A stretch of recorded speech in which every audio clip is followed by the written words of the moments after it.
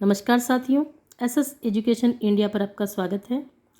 हमने अपनी वर्णमाला व्याकरण की जो वर्णमाला के प्रश्न थे वो उनको हमने पूरा किया। अब हम विभिन्न प्रतियोगी परीक्षाओं में संज्ञा से लेकर अव्यय, संज्ञा, सर्वनाम, विशेषण, अव्यय, इनके जितने भी प्रश्न विभिन्न प्रतियोगी परीक्षाओं में आए हुए हैं अब हम उनको हल करेंगे। तो देखिए, हमारा प्रश्न नंबर है 1। निम्न विकल्पों में से उस विकल्प का चयन कीजिए जो भाववाचक संज्ञा का सही विकल्प नहीं है।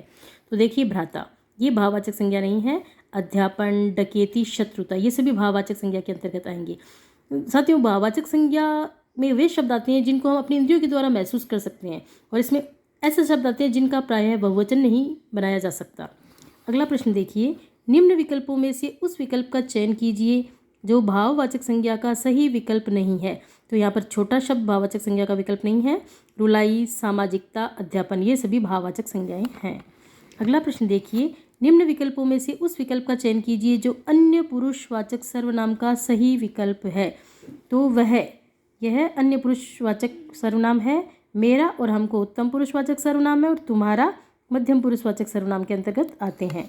अगला प्रश्न है, कुछ छात्र आज विद्यालय नहीं आए। तो इसमें हमें विशेषण का भेद देखना है। तो यहाँ पर संख्यावाचक विशेषण है। इसमें छात्रों की संख्या तो बताई गई है लेकिन वो निश्चित नहीं है।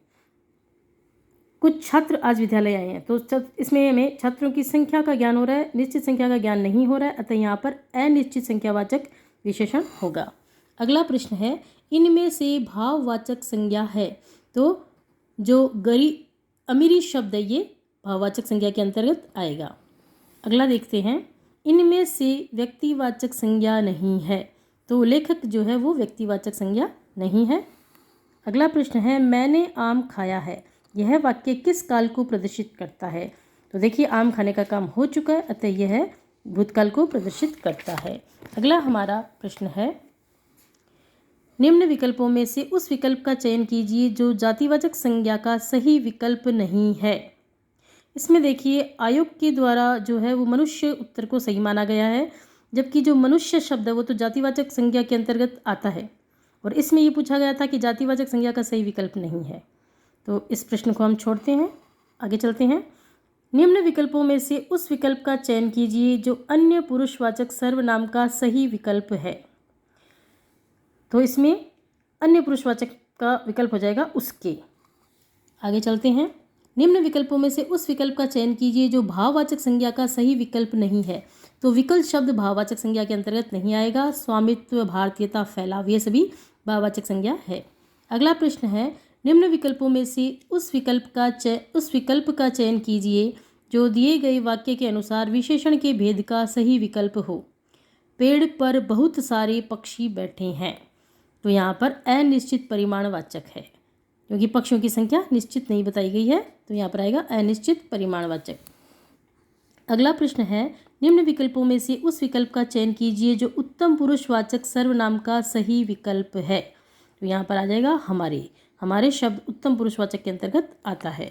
अगला प्रश्न है, निम्न विकल्पों में से उस विकल्प का चयन कीजिए जो जातिवाचक संज्ञा का सही विकल्प नहीं है। तो क्रोधी शब्द ये जातिवाचक संज्ञा का विकल्प नहीं है। अगला प्रश्न है, निम्न विकल्पों में से उस विकल्प का चयन कीजिए जो भाववाचक संज्ञा का सही विकल्प नहीं है। तो पराया शब्द भाववाचक संज्ञा के अंतर्गत नहीं आएगा। तीक्ष्णता, क्रोध, निर्बलता ये सभी भाववाचक संज्ञा के उदाहरण है। अगला हमारा प्रश्न है, निम्न विकल्पों में से उस विकल्प का चयन कीजिए जो दिए गए वाक्य के अनुसार विशेषण के भेद का सही विकल्प हो। हमारे विद्यालय में 200 विद्यार्थी पढ़ते हैं। तो ये संख्यावाचक विशेषण है। और अगला प्रश्न है, निम्नलिखित वाक्य में कोष्टक में दिए गए शब्द के उपवाक्य का नाम बताइए। तो शिखा ने कहा कि वह कल एक नाटक देखने जा रही है। तो यहाँ पर संज्ञा उपवाक्य होगा। निम्न विकल्पों में से उस विकल्प का चयन कीजिए जो दिए गए वाक्य के अनुसार विशेषण के भेद का सही विकल्प हो। ज्वालामुखियों की भीतरी सतह ज़्यादा गर्म होती है।